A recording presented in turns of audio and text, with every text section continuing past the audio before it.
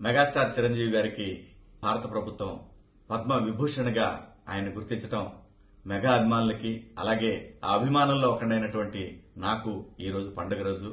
అన్నయ్య ఎన్ని సినిమాలు అన్నయ్య? 155 సినిమాలు, 3 నంది అవార్డులు, 10 ఫిలింఫేర్ అవార్డులు, అలాగే మీ బ్లడ్ బ్యాంక్ నుంచి దాదాపుగా 10-11 లక్షల యూనిట్ల బ్లడ్ ప్రజలకి అవసరాలకు చేరింది.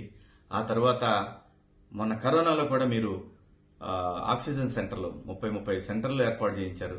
గుండె జబ్బులు, షుగర్, ఫెర్టిలిటీతో బాధపడుతున్నారా? RNC super speciality hospital, Chintal, Quthbullapur. ఎన్ని సేవలు! ఇలాంటి సేవలకు భారత ప్రభుత్వం ఖచ్చితంగా గుర్తిస్తుంది కూడా.